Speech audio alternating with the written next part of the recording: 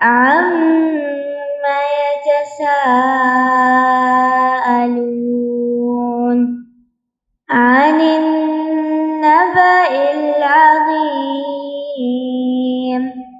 الذي هم فيه مختلفون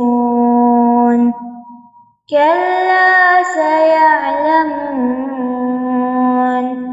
ثم كلا سيعلمون. اعوذ باللہ من الشیطان الرجیم. بسم اللہ الرحمن الرحیم.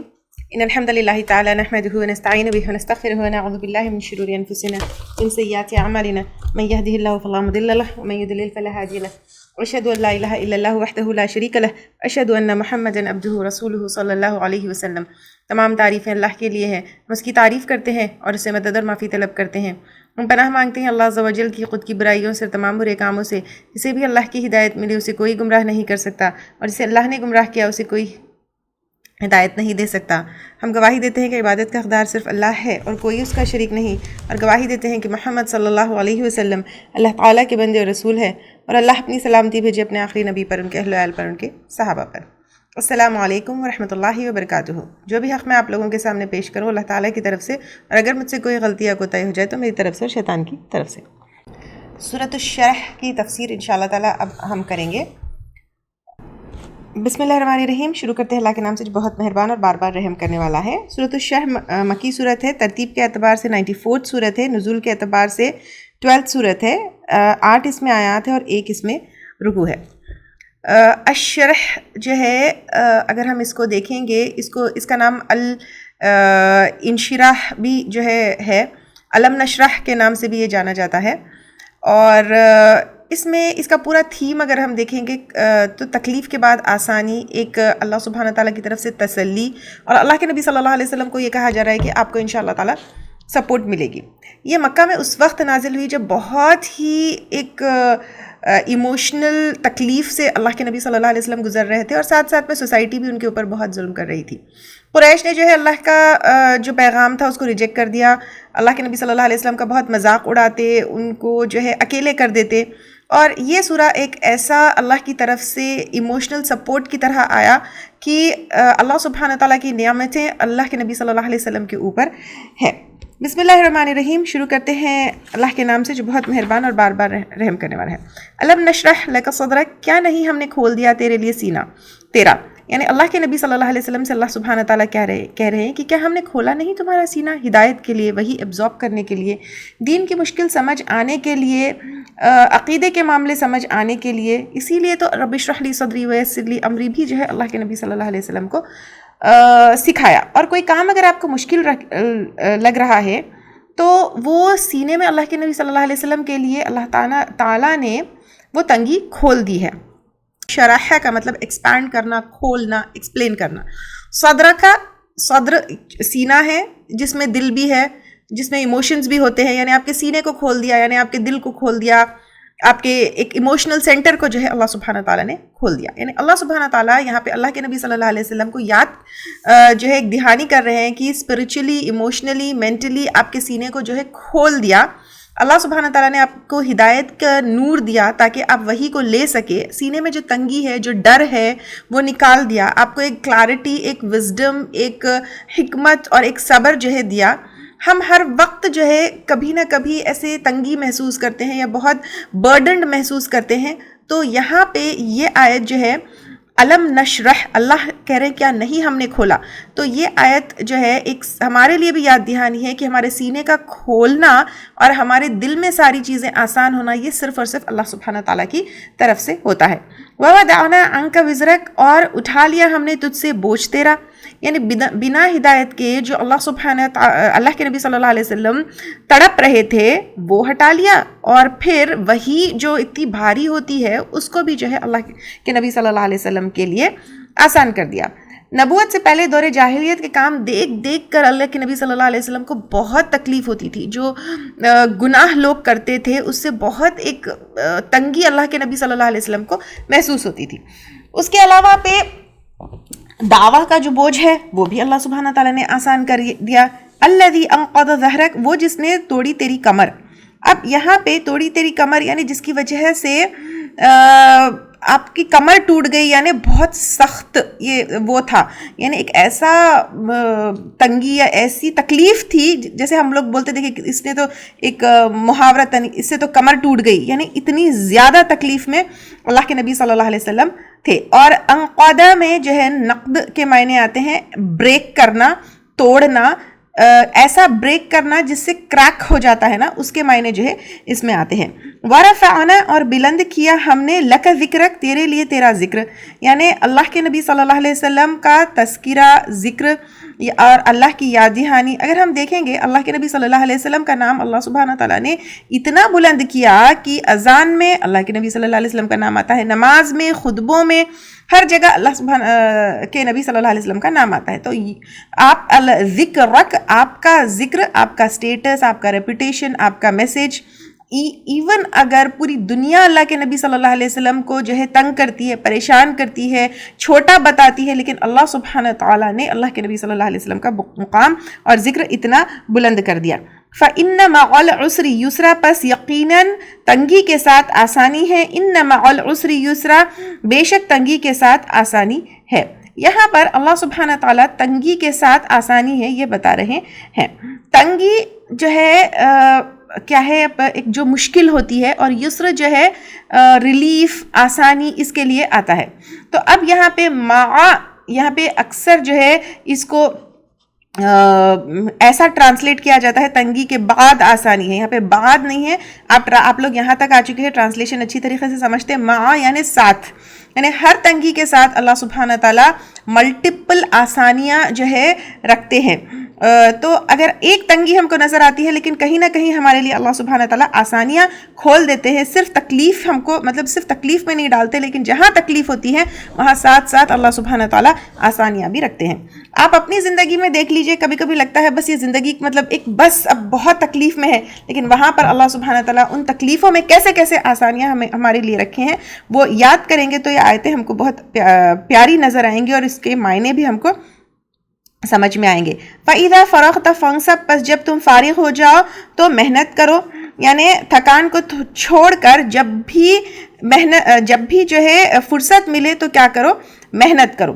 تو اب یہاں پہ اللہ سبحانہ تعالیٰ فرغتا یعنی فری ہو، یا جب بھی تم جو ہے تم کو فرصت ملے. فنصب کا مطلب کھڑے رہنا اور اپنے آپ پھر محنت کرنا. یعنی اللہ کا یہاں پہ یہ ہے کہ تم کبھی بھی بیٹھو مت. ایک کام ختم ہوا تو دوسرے کام میں بزی ہو جاؤ. یعنی نماز ختم ہوئی دعویٰ کرو، دعویٰ ختم ہوئی پھر تہجد پڑھو، وہاں سے پھر سوشل سروس میں لگو، وہاں سے پھر کچھ بزنس کرو. یعنی ڈونٹ ویسٹ ٹائم. ایک اللہ کا ایسا بندہ بنو کہ فارغ مت رہو، ٹائم ویسٹ مت کرو. انسان جو ہے ہم کیا کرتے ہیں، اس لیے مجھے جو ہے نا ریٹائرمنٹ کا کانسیپٹ بھی پسند نہیں ہے. ریٹائر ہونے کے بعد بھی بھلے ہی آپ ایک پیسہ ارن کرنا چھوڑ دیں، لیکن کچھ نہ کچھ کام میں آپ کو، یا تو سوشل سروس میں، یا تو دعویٰ میں، یا کسی نہ کسی کام میں انسان کو بزی رہنا چاہیے. تو یہاں پہ، اور ویسے بھی ڈیلی کا بھی ہمارا یہ ہوتا ہے کہ نہیں اتنے گھنٹے کام کرنا ہے اس کے بعد، لیکن اللہ کا بندہ جو ہوتا ہے وہ کوئی نہ کوئی چیز میں بزی ہوتا ہے. اب ہمارے پاس کیا ہے، کوئی نہ کوئی چیز میں بزی، یعنی کوئی نہ کوئی پروڈکٹیو چیز میں بزی ہوتا ہے، نہ کہ جو ہے ٹی وی میں، ریلز میں اسکرول کرنے میں، یا بیکار کے ٹائم ویسٹ کرنے میں، لیکن اپنا ٹائم کو وائزلی یوز کرتا ہے. اسی لیے اللہ کے نبی صلی اللہ علیہ وسلم کو ہم کبھی بھی نہیں دیکھیں گے کہ وہ ایسے فارغ اپنا وقت ایسے گزارتے تھے. ہر وقت کسی نہ کسی جو ہے کام پہ، کسی نہ کسی مشن میں جو ہے وہ لگے ہوئے رہتے تھے. وَإِلَىٰ رَبِّكَ فَارْغَب، اور اپنی رب کی طرف پس راغب ہو جاؤ. اور یہاں پہ رب کی طرف راغب ہو جاؤ، راغب کا مطلب جو ہے پلٹنا اور امید کے ساتھ پلٹنا. رغبہ کا مطلب جو ہے ایک امید کے ساتھ جو ہے پلٹنا، اس کے معنی آتے ہیں. یعنی اپنی ساری امیدیں، اپنی ساری ہوپس، اپنی ساری خواہشیں اللہ کی طرف پلٹاؤ اور اللہ کو اپنا مین فوکس رکھو. بھلے ہی تم جو ہے بہت سارے چیزوں میں مشغول ہوں گے، بہت سارے مشنز کے اوپر کام کر رہے ہوگے، تمہاری جو ہے دنیا کا یا زندگی کا کوئی نہ کوئی گول ہوگا، لیکن مین فوکس جو ہے اللہ سبحانہ تعالیٰ کے اوپر رہنا چاہیے. ہر ایفرٹ، ہر کوشش جو ہے اللہ سے تمہیں قریب کرنا چاہیے. تو یہاں پر دیکھیے اس صورت میں اگر ہم دیکھیں گے، اللہ سبحانہ تعالیٰ یہ بتا رہے ہیں کہ اللہ کے نبی صلی اللہ علیہ وسلم کو جو تکلیفیں ہیں اس سے ایک وہ کر رہے ہیں کہ ہلکا کر رہے ہیں کہ کس طرح سینہ کھولا اور کس طرح تمہارے اس کو کیا کہتے ہیں اپنے ذکر کو جو ہے بلند کر دیا اور ہر تکلیف کے ساتھ آسانی ہے. پھر اس کے بعد کبھی بھی خالی مت رہو, ایک پرپسفل لائف گزارو, اور پھر جتنا بھی تھک جاؤ یا جو کچھ بھی ہو فائنلی اپنا فوکس اللہ سبحانہ تعالیٰ کے اوپر رکھنا چاہیے. یہاں پر دیکھنا ہے کہ اگر ہم کو بھی جو ہے تنگی, ایموشنل برڈن یہ سب محسوس ہو رہا ہے, اللہ سبحانہ تعالیٰ نے آلریڈی ہمارے لیے آسانی پیدا کی ہے. کہاں کہاں تنگی کے ساتھ آسانیاں ہیں وہ ہمیں دیکھنا ہے. اللہ کے نبی صلی اللہ علیہ وسلم کی زندگی کو اپنے لیے نمونہ بنانا ہے. کہیں پر بھی اگر ہم اسٹرگل کر رہے ہیں تو پھر پریشان نہیں ہونا چاہیے. ایک لائف کی ایک جو سائیکل ہوتی ہے وہ ایک کام اور نیکسٹ مشن, نیکسٹ گول, اس کے اوپر ہمیں رہنا ہے. یعنی ایک کام ختم ہو گیا تو بس ختم ہو گیا نہیں, you have to keep yourself busy. اور پھر جو کچھ بھی ہو فوکس اپنا جو ہے اپنا رب اور اپنا جو ہے اللہ سبحانہ تعالیٰ ہونا چاہیے. سورۃ التین مکی صورت ہے. ترتیب کے اعتبار سے 95 صورت ہے. نزول کے اعتبار سے 28 صورت ہے. 8 اس میں آیات ہے, 1 اس میں رکوع ہے. تین کا مطلب انجیر ہوتا ہے. اس صورت میں مین تھیم جو ہے انسان کی جو ڈگنیٹی ہوتی ہے اور پھر اللہ سبحانہ تعالیٰ کیسے ریوارڈ کرتے ہیں اور کیسے حساب کتاب لیتے ہیں اور اکاؤنٹیبلٹی ہماری اللہ کے سامنے ہوتی ہے, یہ ہے. بسم اللہ الرحمن الرحیم. شروع کرتے ہیں اللہ کے نام سے جو بہت مہربان اور بار بار رحم کرنے والا ہے. والتین والزیتون, قسم ہے تین کی یعنی انجیر کی اور زیتون کی, دونوں میں میڈیسنل ویلیوز ہوتے ہیں.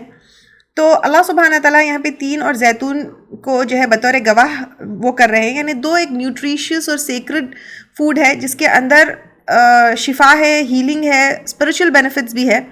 اور یہ جو ہے اس طرف بھی اشارہ ہے کہ فلسطین جہاں پہ خوب سارے جو ہے زیتون اگتے ہیں, سیریا اور فلسطین کی جو جگہ ہے, دو پہاڑ یا پھر دو جگہ جو ہے وہ طور سنین اور طور سینا کی بھی جو آیا ہے, تو یہ جگہ سے بھی وہ ہے.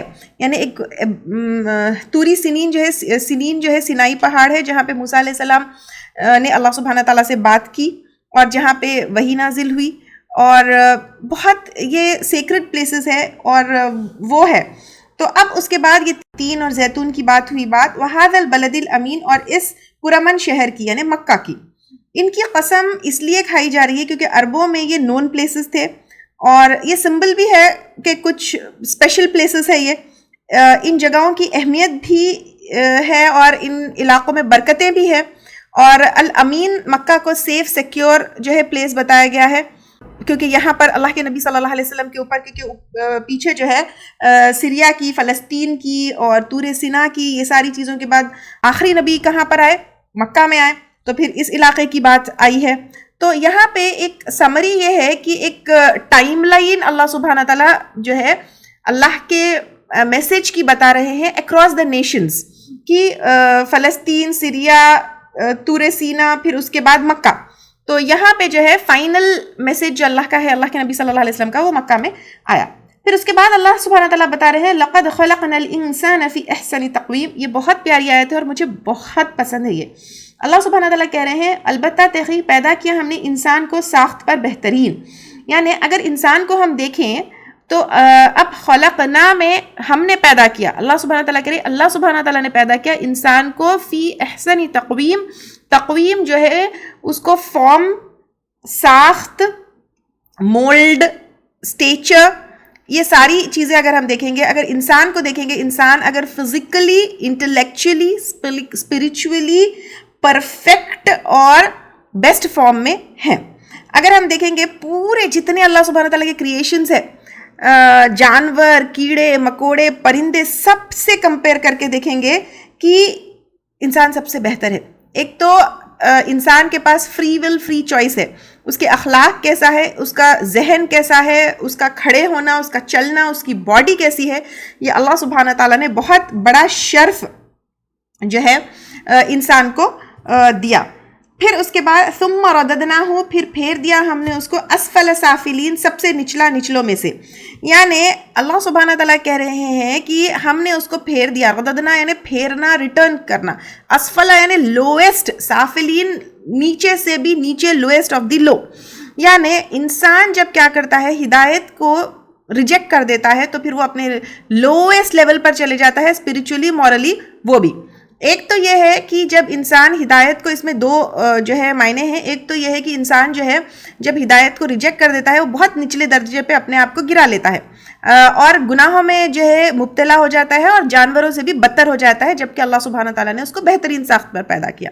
دوسرا آخرت میں، اور اس کا ایک اور ایکسپلینیشن جو ہے یہ بھی کیا گیا ہے کہ انسان جو ہے ایک وقت جوانی میں بہت پرفیکٹ ہوتا ہے، اس کے بعد اس کی جب عمر ڈھرنے لگتی ہے تو پھر وہ اس کی فزیکل ڈکلائن بھی جو ہے شروع ہو جاتی ہے. تو یہ بھی ہے، اس کے اندر فزیکل ڈکلائن بھی ہے، اسپریچول جو ہے ڈیگریڈیشن بھی ہے جب وہ اپنے ہدایت کو جو ہے ریجیکٹ کرتا ہے، اور یہ ساری چیزیں اس کے اندر آئیں گی.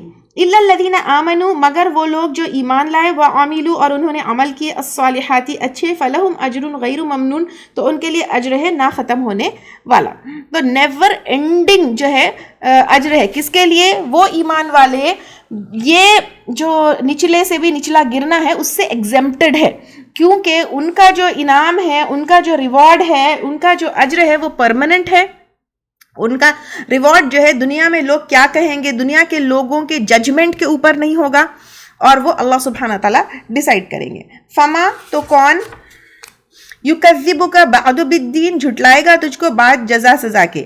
یعنی یہ ساری چیزیں پیش کرنے کے بعد اللہ کے نبی صلی اللہ علیہ وسلم کو لوگوں نے جھٹلایا.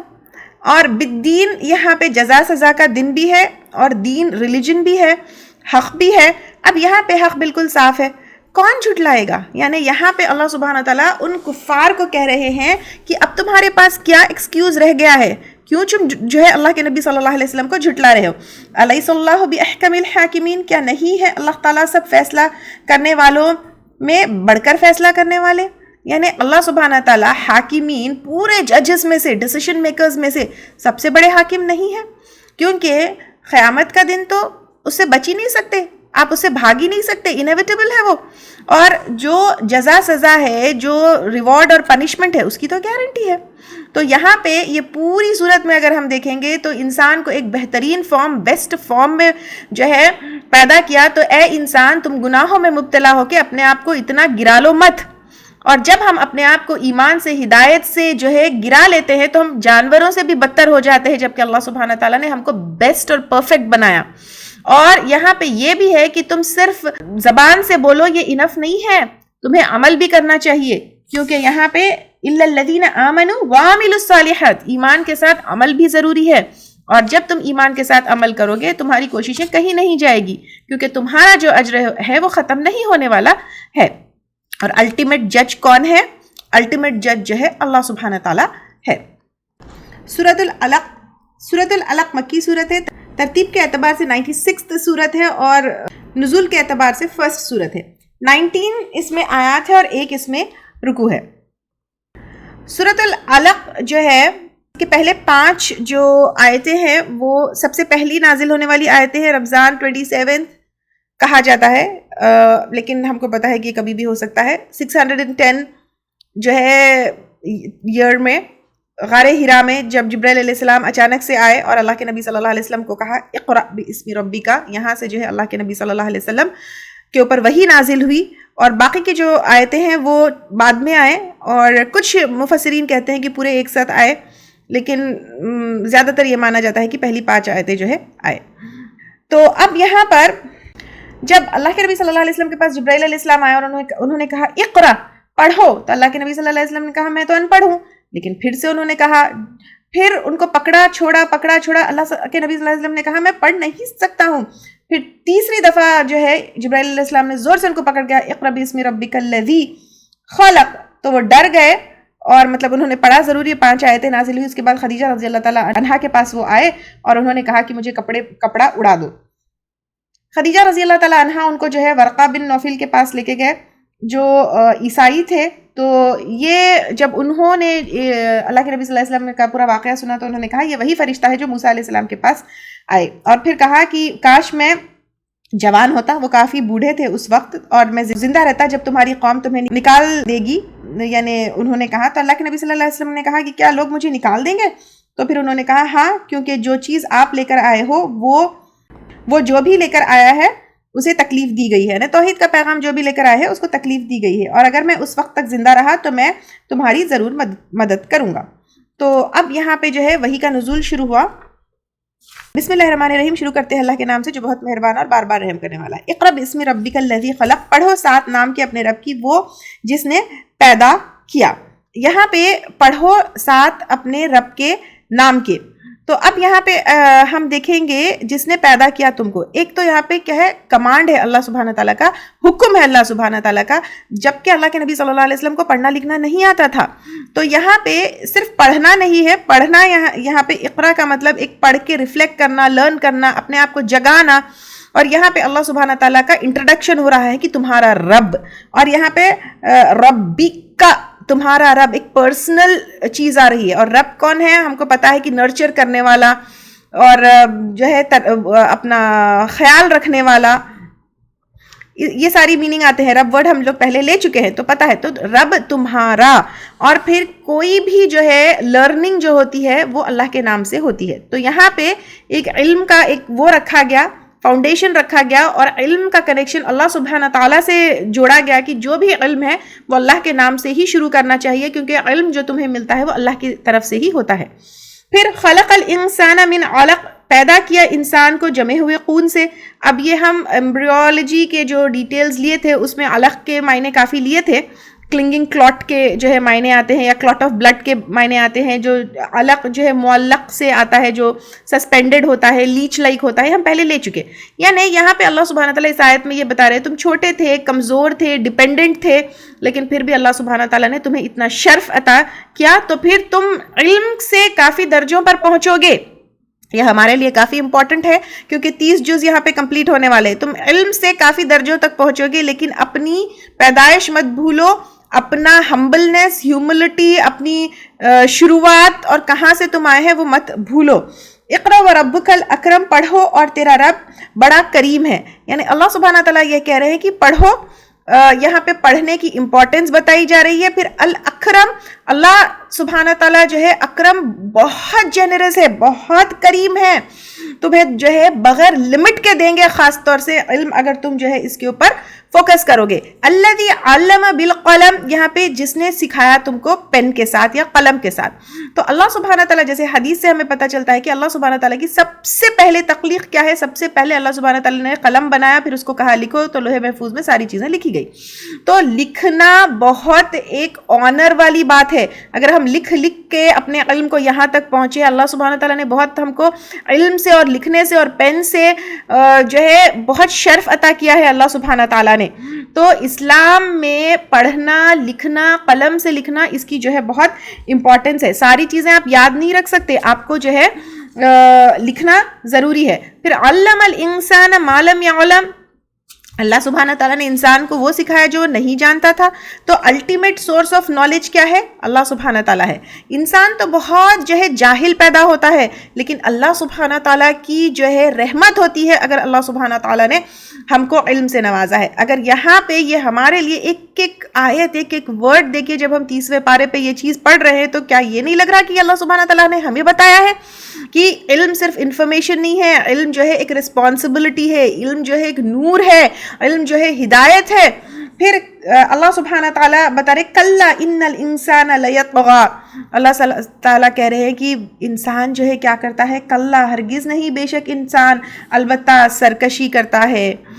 سرکشی جو ہے انسان کیا کرتا ہے، علم پانے کے بعد کیا کرتا ہے، وہ اس کا سورس بھول جاتا ہے، اس کی نعمت بھول جاتا ہے، کہاں سے اس کو علم ملا وہ بھول جاتا ہے اور متکبر ہو جاتا ہے۔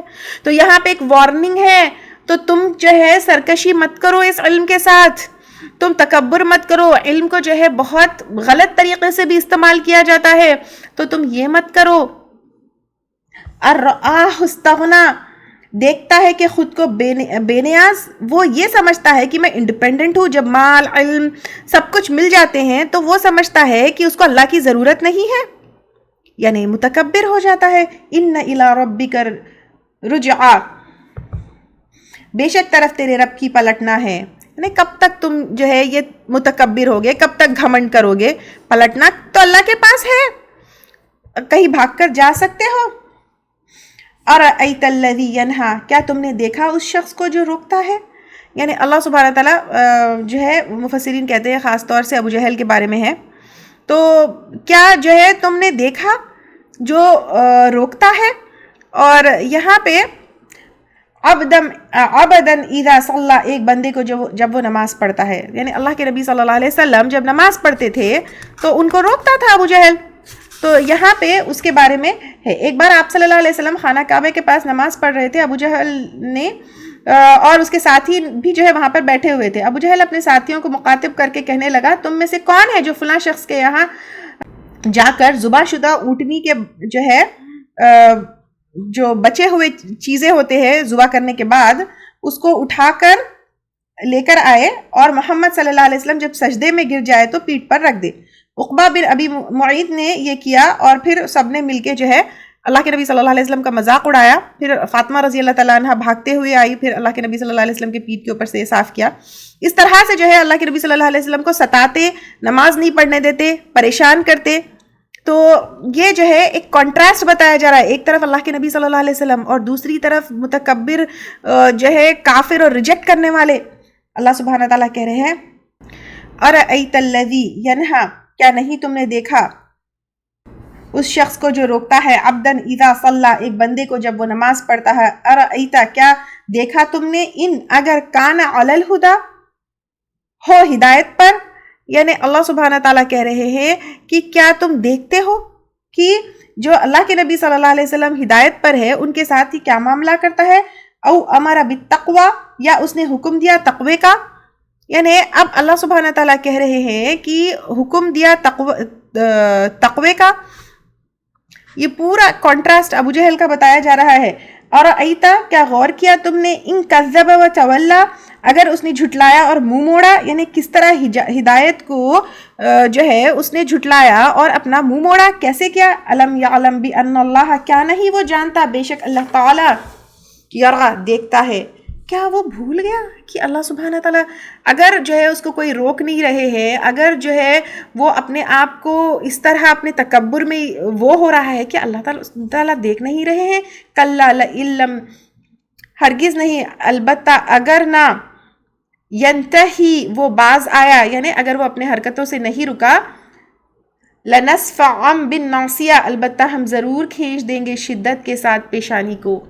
یعنی اللہ سبحانہ تعالیٰ کہہ رہے ہیں کہ ہم شدت کے ساتھ اس کے پیشانی کو کھینچ دیں گے، اگر وہ نہیں رکا تو پھر یعنی اس میں اس کے شدت کے ساتھ پیشانی سے کھینچنا ایسا ہے ایک ذلیل کر کے، تو یہاں پہ اتنا تکبر کرتا ہے اللہ سبحانہ تعالیٰ، اس کی تکبر کا حال بتائیں گے۔ ناصیۃ کاذبۃ خاطبہ، ایک پیشانی جھوٹی، خطا کار، یعنی غلطی کرنے والی، اللہ کے سامنے نہیں جھکنے والی۔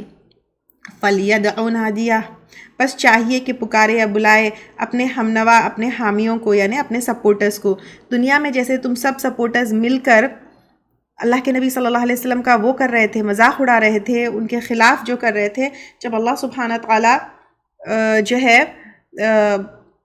اپنے اس کا وہ دیں گے تو پھر جب سپورٹرز کو بلاؤ۔ سَنَدْعُ الزَّبَانِيَةَ، ان قریب ہم پکاریں گے فرشتوں کو، یعنی یہاں پہ فرشتے کے جہنم کے فرشتوں کو۔ کلا لا تطعہ واسجد، ہرگز نہیں تم نہ اطاعت کرو اس کی اور سجدہ کرو، واقترب، اور قریب ہو جاؤ، یعنی اللہ سبحانہ تعالیٰ کے قریب ہو جاؤ۔ اللہ سبحانہ تعالیٰ کہہ رہے ہیں کہ ایسے متکبر لوگوں کو بالکل اس کی اطاعت مت کرو، اور پھر کیا کرو، اللہ سبحانہ تعالیٰ کے سجدوں میں رہو اور اللہ کے قریب تم جو ہے جاتے رہو۔ یعنی یہاں پہ ایک بہت بڑا حکم اور کمانڈ ہے اللہ کی طرف سے۔ ابو جہل اور ابو جہل کے جیسے لوگ ہیں ان کے پریشر میں مت آؤ، ان کا ساتھ مت دو، لیکن اللہ کے قریب رہو، اللہ کے سجدوں میں رہو، اور اللہ کے قریب جب ہم رہتے ہیں تو تکبر سے ہم دور رہتے ہیں۔ تو پوری صورت اگر ہم دیکھیں گے تو علم اللہ کے نام سے سیکھا جاتا ہے، تکبر کو دور رکھنا ہے، پلٹنا اللہ کے پاس ہے، سجدے جو ہے ایک بلیور یا ایمان والے جو ہوتے ہیں ان کے لیے لگتا تو ہے بظاہر ہم اپنا سر نیچے رکھ رہے ہیں، لیکن وہ بہت ایک پاورفل پوزیشن ہے، اور اصل جو ہے فریڈم اللہ سبحانہ تعالیٰ کو سبمٹ کرنا ہے اور اللہ سبحانہ تعالیٰ سے قرب ہے۔ اور سجدوں کے بارے میں جو ہے ایک حدیث بھی آتی ہے، اللہ کے نبی صلی اللہ علیہ وسلم نے کہا بندہ اپنے رب سے سب سے زیادہ قریب جب ہوتا ہے جب وہ سجدے کی حالت میں ہوتا ہے۔ سورۃ القدر، اعوذ باللہ من الشیطان الرجیم، بسم اللہ الرحمن الرحیم۔ سورۃ القدر جو ہے میجورٹی آف اسکالرس کا یہ اوپینین ہے کہ یہ مکی صورت ہے، اور ترتیب کے اعتبار سے 97 صورت ہے، نزول کے اعتبار سے 25 صورت ہے، 5 اس میں آیات ہے، 1 اس میں رکوع ہے۔ بسم اللہ الرحمن الرحیم، شروع کرتے ہیں اللہ کے نام سے جو بہت مہربان اور بار بار رحم کرنے والا ہے۔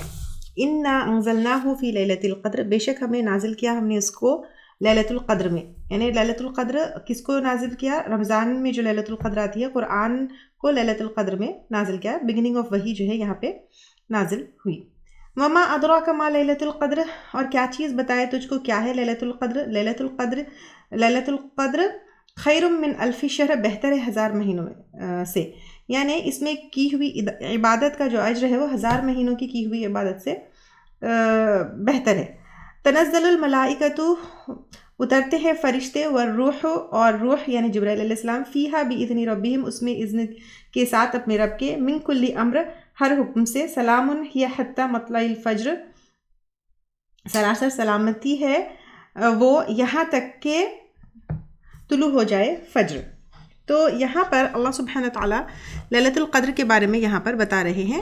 لیلۃ القدر کی اتنی مطلب اہمیت کیوں ہے؟ لیلۃ القدر کی اہمیت قرآن کی وجہ سے ہے، کیونکہ قرآن جو ایک عظیم اللہ سبحانہ تعالیٰ کا پیغام نازل ہوا، اس کی وجہ سے لیلۃ القدر کی وہ ہے۔ تو یہ سورت جو ہے اس چیز کو بتانے کے لیے ہے کہ لیلۃ القدر کتنی اہم رات ہے جب قرآن کی وحی کا نزول شروع ہوا۔ اور کہاں سے شروع ہوا یہ پورا ہم introduction to the understanding of Quran میں کافی ڈیٹیل میں لے چکے کہ لوح محفوظ میں جو ہے وہاں پر تھی، پھر وہاں سے آسمان دنیا پہ آئی، پھر وہاں سے جو ہے وحی کا نزول اور وحی کا سلسلہ شروع ہوا۔ اور لیلۃ القدر کب ہے؟ لیلۃ القدر جو ہے رمضان کے آخری 10 جو ہے راتوں میں سے کوئی رات ہے، اسپیشلی شاید جو ہے آڈ نائٹ ہوگی، لیکن ایگزیکٹلی کون سی رات ہے یہ ہم کو نہیں پتہ ہے۔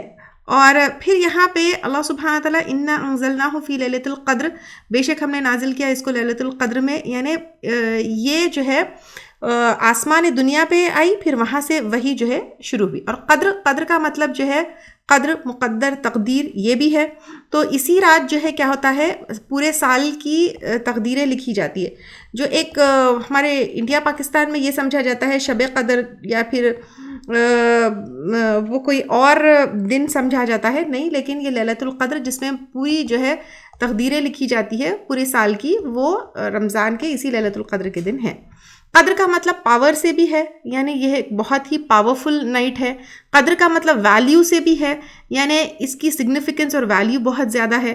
تو یہ تمام معنی اس کے اندر آئیں گی، تقدیر، مقدر، پاور اور ویلیو، یہ ساری چیزیں آئیں گی۔ پھر اللہ سبحانہ تعالیٰ کہہ رہے ہیں کہ تمہیں پتہ ہے کیا ہے یہ لیلۃ القدر؟ وما ادراک ما لیلۃ القدر، کیا ہے یہ چیز؟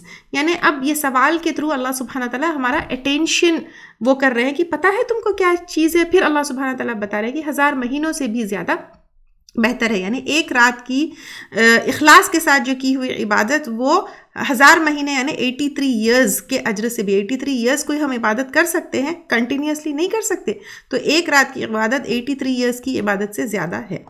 یہ جو ہے مطلب اس میں بتایا جا رہا ہے ہماری امت کو ایک چھوٹے سے ٹائم میں ہم کیسے جو ہے مہینوں کی عبادت کا اجر حاصل کر سکتے ہیں، تو اس کو جو ہے ہم کو سمجھنا ہے۔ پھر اس کے بعد اللہ سبحانہ تعالیٰ تنزل الملائکۃ والروح فیہا باذن ربہم من کل امر، اس کے اندر اللہ سبحانہ تعالیٰ الگ الگ چیزیں بتا رہے ہیں۔ ایک تو فرشتوں کا اترنا، اور فرشتوں کا بہت زیادہ، ملائکتو تو بہت زیادہ نمبر میں اترنا، اس کے ساتھ ساتھ جبرائیل علیہ السلام کا الروح الگ سے جو ہے بیان کیا گیا ہے، یعنی جبرائیل علیہ السلام کا سٹیٹس کی وجہ سے، ان کے مقام کی وجہ سے ان کا الگ اترنا جو ہے یا پھر الگ ان کا نام جو ہے یہاں پہ بیان کیا گیا ہے۔ اور پھر فرشتے اترتے ہیں تو کیوں اترتے ہیں؟ یعنی لیلۃ القدر کے دن فرشتے کیوں اترتے ہیں؟ اللہ کے حکم سے کیوں اترتے ہیں؟ ایک تو اللہ کی رحمت، اللہ کی بلیسنگز، ایک تو سکون، ایک تو آنے والی تقدیر کا جو فیصلے ہے وہ ساری چیزوں کے ساتھ اترتے ہیں۔ پھر سلام ہی حتی مطلع الفجر، تو سلامتی ہے جب تک کہ طلوع فجر نہیں ہو، یعنی پوری رات جو ہے it's filled with peace, it's filled with سلامتی، it's filled with safety, it's filled with tranquility۔ اور شیطان جو ہے کیا ہوتا ہے وہاں بالکل نہیں آ سکتا جہاں پہ فرشتے ہیں. اور رات کب ختم ہوتی ہے؟ جب فجر شروع ہوتی ہے، تو فجر کا وقت شروع ہوتا ہے، تو اس کے بعد جو ہے یہ بلیسنگز والی رات کیا ہوتی ہے؟ ختم ہوتی ہے. تو یہاں پہ ہم کو دیکھنا ہے کہ لیلۃ القدر اتنی بیوٹیفل رات ہے جہاں پر 83 منتھس کی 83 ایئرس کی جو ہے عبادت سے زیادہ بہتر ہے. تو میں لیلۃ القدر کے ساتھ کیا کرتی ہوں، یعنی ایک اخلاص والا سجدہ لیلۃ القدر پہ وہ کتنی ویلیو والا ہے. تو کیا میں مطلب ایک طریقے سے ہم دیکھیں گے تو لائف چینجر ہے یہ لیلۃ القدر. کیا میں اس کو اتنی ویلیو دیتی ہوں، اس کی اہمیت سمجھتی ہوں، یا پھر سوتی رہتی ہوں؟ کیا کرتی ہوں میں لیلۃ القدر کے دن؟ پھر لیلۃ القدر کے دن جو ہے میں کیا دعا مانگتی ہوں؟ تو ہمیں لیلۃ القدر کے جب دعائیں مانگنا ہے تو اس کو صرف دنیا کے حد تک نہیں مانگنا ہے، اللہ کی رضا مانگنا ہے، جنت مانگنا ہے، اپنی پوری زندگی ہماری بدل جائے یہ مانگنا ہے.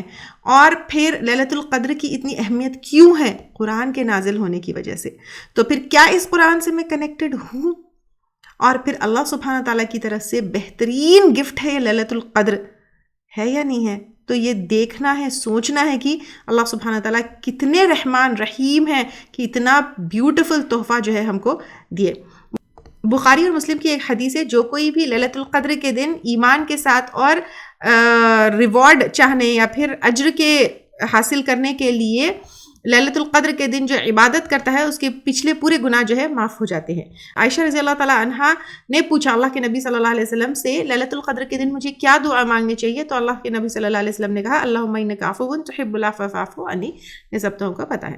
تو یہاں پہ لیلۃ القدر اٹس ناٹ جسٹ اباؤٹ کی جو ہے 1000 مہینوں سے، لیکن اس میں ہمارا دل کیا ہے، اخلاص کیا ہے، ہم اللہ سے کتنا جو ہے اس میں قرب حاصل کرتے ہیں.